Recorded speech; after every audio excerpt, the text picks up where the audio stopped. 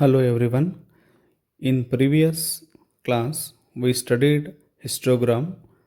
In today's class we will move one step ahead and learn frequency polygon. ಇವತ್ತಿನ ಒಂದು ತರಗತಿಯಲ್ಲಿ ನಾವು frequency ಪಾಲಿಗಾನನ್ನು ಯಾವ ರೀತಿ ಹಾಕಬೇಕು ಅಂತ ನೋಡೋಣ. ಹಿಂದಿನ ಒಂದು ವಿಡಿಯೋದಲ್ಲಿ ನಾವು ಹಿಸ್ಟೋಗ್ರಾಮ್ ಬಗ್ಗೆ ನೋಡಿದ್ವಿ. Meaning off frequency polygon. A frequency polygon is a line graph that shows the frequency by joining points at the middle of each class intervals.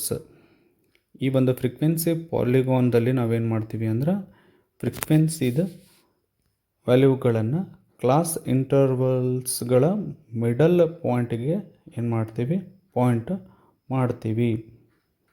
Some other points ಈ ಒಂದು ಗ್ರಾಫನ್ನು ಹಾಕುವಾಗ ನೆನಪಿಟ್ಕೋಬೇಕಾಗತ್ತೆ. It is used for continuous frequency distribution and discrete frequency distribution. ಈ continuous frequency ಡಿಸ್ಟ್ರಿಬ್ಯೂಷನ್ನಿಗೂ ನಾವು frequency polygon ಹಾಕ್ಬೋದು ಮತ್ತು ಡಿಸ್ಕ್ರೇಟಿಗೂ ಹಾಕ್ಬೋದು. ಕಂಟಿನ್ಯೂಯಸ್ ಫ್ರೀಕ್ವೆನ್ಸಿ ಡಿಸ್ಟ್ರಿಬ್ಯೂಷನ್ ಅಂದ್ರೆ ಕ್ಲಾಸ್ ಇಂಟರ್ವಲ್ಸ್ಗಳು ಅದರಲ್ಲಿ ಇರ್ತಾವೆ.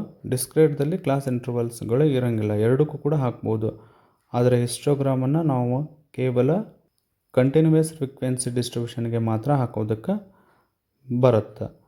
And frequencies plotted at class mid points. ಫ್ರೀಕ್ವೆನ್ಸಿಯನ್ನು ನಾವು ಏನು ಮಾಡ್ತೀವಿ, ಮಿಡ್ ಪಾಯಿಂಟ್ ಒಳಗೆ, ಆ ಕ್ಲಾಸ್ ಇಂಟರ್ವಲ್ದ ಮಿಡ್ ಪಾಯಿಂಟ್ ಒಳಗಡೆ ನಾವು ಪ್ಲಾಟ್ ಮಾಡ್ತೀವಿ. Third one, points joined by straight line. Straight line ಹಾಕುವುದರ ಮೂಲಕ ಪಾಯಿಂಟ್ಗಳನ್ನು ಜಾಯಿನ್ ಮಾಡ್ತೀವಿ. ಅದರ ಜೊತೆಗೆ ಏನಪ್ಪ ಅಂದರೆ it can be drawn with or without histogram. ಇದನ್ನು ನಾವು ಹಿಸ್ಟೋಗ್ರಾಮ್ ಹಾಕಿನೂ ಕೂಡ ಹಾಕ್ಬೋದು ಅಥವಾ ಡೈರೆಕ್ಟ್ಲಿ ಫ್ರೀಕ್ವೆನ್ಸಿ ಪಾಲಿಗಾನನ್ನು ಕೂಡ ಹಾಕ್ಬೋದು. ಎರಡು ರೀತಿಯಲ್ಲಿಯೂ ಕೂಡ ಹಾಕೋದಕ್ಕೆ ಬರುತ್ತೆ. Problem: draw frequency polygon for the following data. ಕೊಟ್ಟಿರೋ information: marks, number of students. First ನಾವು ಮಿಡ್ ಪಾಯಿಂಟ್ ಕಂಡುಹಿಡಿಬೇಕು. Mid point is equal to ಏನು ಅಂದ್ರೆ lower limit plus upper limit divided by 2. Lower limit first case ಒಳಗೆ 10, upper limit ಇರೋದು 20. 10 plus 20 divided by 2 is equal to 15. ಅದೇ ರೀತಿಯಲ್ಲಿ ಎರಡನೇದು 20 plus 30 divided by 2, 25. ಎಲ್ಲ ವ್ಯಾಲ್ಯೂಗಳ ಎಲ್ಲ ಕ್ಲಾಸ್ ಇಂಟರ್ವಲ್ಗಳದ ಮಿಡ್ ಪಾಯಿಂಟನ್ನು ಕ್ಯಾಲ್ಕುಲೇಟ್ ನೀವು ಮಾಡಬೇಕು. ಇದಾದಮೇಲೆ ಗ್ರಾಫ್ ಒಳಗೆ ಅದನ್ನು ರೀಪ್ರೆಸೆಂಟ್ ಮಾಡಬೇಕು. ಇದನ್ನು ನಾವು ಗ್ರಾಫಿಕಲಿ ರೀಪ್ರೆಸೆಂಟ್ ಎರಡು ರೀತಿಯಲ್ಲಿ ಮಾಡ್ಬೋದು. ಒಂದು, ಹಿಸ್ಟೋಗ್ರಾಮ್ ಹಾಕಿ ಅದರ ಮಿಡ್ ಪಾಯಿಂಟ್ಗಳನ್ನು ಮಾರ್ಕ್ ಮಾಡಿಕೊಂಡು ಡ್ರಾ ಮಾಡ್ಬೋದು ಈಸಿ ವೇ ಒಳಗೆ. ಇಲ್ಲ ಬೇಡ ಅಂದ್ರೆ ಡೈರೆಕ್ಟ್ಲಿ ನಾವು ಫ್ರೀಕ್ವೆನ್ಸಿ ಪಾಲಿಗಾನನ್ನು ಕೂಡ ಪ್ರಿಪೇರ್ ಮಾಡ್ಬೋದು. ಇದನ್ನು ನಾನು ಹಿಸ್ಟೋಗ್ರಾಮ್ ಹಾಕಿ ಯಾವ ರೀತಿ ಹಾಕಬೇಕು ಅನ್ನೋದನ್ನು ಫಸ್ಟ್ ತೋರಿಸ್ತೀನಿ. ಗ್ರಾಫ್ದಲ್ಲಿ ಮೊದಲು ನಾವು ಎಕ್ಸ್ ತಗೊಂಡ್ವಿ, ಮಾರ್ಕ್ಸ್, ವಾಯ್ದಲ್ಲಿ ನಂಬರ್ ಆಫ್ ಸ್ಟೂಡೆಂಟ್ಸನ್ನು ತೊಗೊಂಡಿವಿ. ಕ್ಲಾಸ್ ಇಂಟರ್ವಲ್ 0, 10, 20, 30, 40, 50, 60, 70 ಈ ರೀತಿಯಲ್ಲಿ ಬರೆದ್ವಿ. ನಂಬರ್ ಆಫ್ ಸ್ಟೂಡೆಂಟ್ಸು ಎಷ್ಟು ತೊಗೊಂಡಿವಿ ಅಂದರೆ 1 ಸೆಂಟಿಮೀಟರ್ಗೆ 5 ಸ್ಟೂಡೆಂಟ್ಸು ಅಂತ ನಾವು ತೊಗೊಂಡಿವಿ. 5, 10, 15, 20, 25, 30, 35, 40 ಹೈಯೆಸ್ಟ್ ಐತಿ ಫ್ರೀಕ್ವೆನ್ಸಿ. ಹಾಗಾಗಿ 40ವರೆಗೆ ಬರೆದಿದ್ದೀವಿ. ಸ್ಕೇಲು ಕೂಡ ಇಲ್ಲಿ ಮೆನ್ಷನ್ ಮಾಡೈತಿ. X is equal to 1 centimetre is equal to 10 marks. Y 1 centimetre is equal to 5 number of workers are students. ಏನು ಕೊಟ್ಟಿರ್ತಾರೋ ಅದು ವರ್ಡನ್ನು ಬರಿಬೇಕು. ಮೊದಲಿಗೆ ನಾವು ಹಿಸ್ಟೋಗ್ರಾಮನ್ನು ಹಾಕಿದರೆ 10 to 20ಗೆ ಎಷ್ಟಿದೆ ಅಂತಂದ್ರೆ 6 ಇದೆ. 10 to 20ಗೆ 6 ಒಂದು ಬಾರನ್ನು ಹಾಕ್ತೀರಿ. 20 to 30ಗೆ 15 ಐತಿ, ಅದು ಕೂಡ ಸೇಮ್ ಅದೇ ರೀತಿಯಲ್ಲಿ. ನೆಕ್ಸ್ಟ್ ಇರೋದು ಯಾವುದು ಅಂದ್ರೆ 30 to 40. 30 to 40ಗೆ ಎಷ್ಟು 35 ಇದೆ, 35ಗೆ ಒಂದು ಬಾರನ್ನು ಹಾಕಿದ್ರಿ.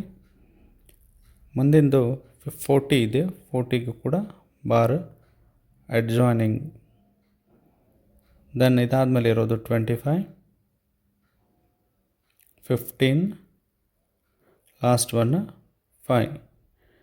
ಇಷ್ಟು ಹಾಕಿದರೆ ನಿಮ್ಮದೇನು ಹಿಸ್ಟೋಗ್ರಾಮ್ ರೆಡಿ ಆಗತ್ತೆ. ಇದಾದಮೇಲೆ ಫ್ರೀಕ್ವೆನ್ಸಿ ಪಾಲಿಗಾನ್ ಯಾವ ರೀತಿ ಹಾಕಬೇಕು ಅಂದ್ರೆ ಇದರ ಒಂದು ಮಿಡಲ್ ಪಾಯಿಂಟ್ 10 to 15ದ ಮಿಡಲ್ ಎಷ್ಟು, ಇದರ ಒಂದು ಮಿಡಲ್ ಪಾಯಿಂಟ್. ಇದಾದಮೇಲೆ 10 to 20ದ ಈ ಒಂದು ಮಾರ್ಕ್ಸ್ ಏನು ತೊಗೊಂಡಿವಿ, ಇದರ ಮಿಡಲ್ ಎಷ್ಟಾಗತ್ತೆ 15 ಇರ್ತೈತಿ. 15 ಮಿಡ್ ಪಾಯಿಂಟು ಅಂತ ಕರಿತೀವಿ ನಾವು, ಕ್ಯಾಲ್ಕುಲೇಟ್ ಮಾಡಿವಿ ಆಗಲಿ. 15ಗೆ ಎಷ್ಟು ತೊಗೋಬೇಕು, ಸೇಮ್ 6 ಫ್ರೀಕ್ವೆನ್ಸಿ ತೊಗೋಬೇಕು. ಈ ಮಿಡ್ ಪಾಯಿಂಟಕ್ಕೆ ನೀವೇನು ಮಾಡಬೇಕು, ಆಲ್ರೆಡಿ ಇದು ಹಿಸ್ಟೋಗ್ರಾಮ್ ಹಾಕಿರೋದ್ರಿಂದ ಲೈನ್ ಇರೋದ್ರಿಂದ ಅದರ ಮಿಡ್ಡನ್ನು ನೀವು ತೊಗೊಂಡ್ಬಿಟ್ರೆ ಮುಗೀತು. ಮಿಡ್ಗೆ ಡಾಟ್ ಹಾಕೋತಾ ಹೋಗ್ರಿ. ಇದಾದಮೇಲೆ ಈ ಒಂದು ಲೈನ್ಗಳನ್ನು ಜಾಯಿನ್ ಮಾಡಬೇಕು ಯೂಸಿಂಗ್ ಸ್ಕೇಲ್. ಜಾಯಿನ್ ಮಾಡಿದ್ರೆ ನಿಮ್ಮ ಒಂದು ಫ್ರೀಕ್ವೆನ್ಸಿ ಪಾಲಿಗಾನ್ ಕಂಪ್ಲೀಟ್ ಆಗತ್ತೆ. ಇದನ್ನು ಈ ಸೈಡ್ ಎಂಡ್ ಮಾಡ್ತೀರಿ, ನೆಕ್ಸ್ಟ್ ಇಲ್ಲಿಯೂ ಕೂಡ ಇದನ್ನು ಎಂಡ್ ಮಾಡ್ತೀರಿ. ಡಾರ್ದರ್ ಪ್ರಾಬ್ಲಮ್ಮು ಇಲ್ಲೇನೈತಿ ಅಂದ್ರೆ draw frequency polygon for the following data. ಕೊಟ್ಟಿರೋದೇನು ಅಂತಂದ್ರೆ ಮಾರ್ಕ್ಸ್ ಮತ್ತು ನಂಬರ್ ಆಫ್ ವರ್ಕರ್ಸ್. ಇಲ್ಲಿ ಮಾರ್ಕ್ಸ್ ಕೊಟ್ಟಿರೋದು ಅಬ್ಸರ್ವ್ ಮಾಡಿರಿ, ಇದು ಕಂಟಿನ್ಯೂಯಸ್ ಫ್ರೀಕ್ವೆನ್ಸಿ ಡಿಸ್ಟ್ರಿಬ್ಯೂಷನ್ ಅಲ್ಲ, ಡಿಸ್ಕ್ರೇಟ್ ಫ್ರೀಕ್ವೆನ್ಸಿ ಡಿಸ್ಟ್ರಿಬ್ಯೂಷನ್. ಈ ಡಿಸ್ಕ್ರೇಟ್ ಫ್ರೀಕ್ವೆನ್ಸಿ ಡಿಸ್ಟ್ರಿಬ್ಯೂಷನ್ಗೂ ಕೂಡ ನೀವು ಗ್ರಾಫನ್ನು ಹಾಕ್ಬೋದು. ಹಿಂದೊಳಗೆ ಕಂಟಿನ್ಯೂಯಸ್ ಫ್ರೀಕ್ವೆನ್ಸಿ ಡಿಸ್ಟ್ರಿಬ್ಯೂಷನ್ ಮಾಡುವಾಗ ಮಿಡ್ ಪಾಯಿಂಟನ್ನು ಕಂಡುಹಿಡಿದಿದ್ವಿ. ಇಲ್ಲಿ ಮಿಡ್ ಪಾಯಿಂಟ್ ಏನೂ ಕಂಡುಹಿಡಿಯೋದಿರಂಗಿಲ್ಲ, ಡೈರೆಕ್ಟ್ಲಿ ನಾವು ಗ್ರಾಫನ್ನು ಇದಕ್ಕೆ ಹಾಕಬೇಕು. ಫಸ್ಟ್ ಒನ್ ಇರೋದು ಮಾರ್ಕ್ಸ್ 30, 30ಗೆ 21, ದೆನ್ ಅದಾದಮೇಲೆ 40ಗೆ 32, ದೆನ್ 41, 53, 62, 50, 41 ಆ್ಯಂಡ್ 31. ಈ ಒಂದು ಪಾಯಿಂಟ್ಗಳನ್ನು ಗುರುತಿಸಿದ ಮೇಲೆ ಸ್ಕೇಲ್ಗಳ ಮೂಲಕ ಇವುಗಳನ್ನು ಜಾಯಿನ್ ಮಾಡಬೇಕು. ಜಾಯಿನ್ ಮಾಡಿದರೆ ಎಂಡಿಗೆ ಲಾಸ್ಟ್ ಏನಿದೆ ಅಂತಂದ್ರೆ ಅದನ್ನು ಕ್ಲೋಸ್ ಮಾಡಬೇಕು. 110ಗೆ ಕ್ಲೋಸ್ ಮಾಡಿದ್ದೀವಿ. 100 ಆದಮೇಲೆ ನೆಕ್ಸ್ಟ್ ಕ್ಲಾಸ್ ಯಾವುದು 110 ಇರುತ್ತಲ್ಲ, ಅದೇ ರೀತಿಯಲ್ಲಿ ಇಲ್ಲೂ ಕೂಡ ಇದನ್ನೇನು 0ಕ್ಕೆ ಎಂಡ್ ಮಾಡೈತಿ. ಎಷ್ಟು ಮಾಡಿದ್ರೆ ಪ್ರಾಬ್ಲಮ್ ಕಂಪ್ಲೀಟ್ ಆಗುತ್ತೆ. ಕೆಲವೊಂದು ಸಾರಿ ಇದನ್ನು ಎಂಡ್ ಮಾಡೋದನ್ನು 0ಕ್ಕೂ ತೊಗೋತಾರೆ, ಕೆಲವೊಬ್ಬರು 20ಗೂ ತೊಗೋತಾರೆ. ಯಾವ ರೀತಿ ತೊಗೊಂಡ್ರು ಕೂಡ ಸರಿ. KUD 2016ಕ್ಕೆ ಕ್ವಶನ್ ಬಂದಿರೋದು draw histogram and frequency polygon for the following data. ಇಲ್ಲಿ ಎರಡನ್ನೂ ಕೂಡ ಕೇಳಿದ್ದಾರೆ, ಹಿಸ್ಟೋಗ್ರಾಮ್ ಹಾಕಬೇಕು ಮತ್ತು ಏನು ಮಾಡಬೇಕು, ಫ್ರೀಕ್ವೆನ್ಸಿ ಪಾಲಿಗಾನನ್ನು ಕೂಡ ಹಾಕಬೇಕು. ಇದನ್ನು ನೀವು ಪ್ರಾಕ್ಟೀಸ್ ಮಾಡಿರಿ. ನೆಕ್ಸ್ಟ್ ವಿಡಿಯೋದಲ್ಲಿ ನಾವು ಇಲ್ಲಿ ಇದರ ಆನ್ಸರ್ ಕೂಡ ಡಿಸ್ಪ್ಲೇ ಮಾಡೈತಿ, ಪ್ರಾಕ್ಟೀಸ್ ಮಾಡಿರಿ. ಅದಾದಮೇಲೆ ಇದನ್ನು ಕೂಡ ಅಬ್ಸರ್ವ್ ಮಾಡಿರಿ. ನೆಕ್ಸ್ಟ್ ವಿಡಿಯೋದಲ್ಲಿ ನಾವು ಫ್ರೀಕ್ವೆನ್ಸಿ ಕರ್ವ್ಗಳ ಬಗ್ಗೆ ನೋಡೋಣ ಅಂತ.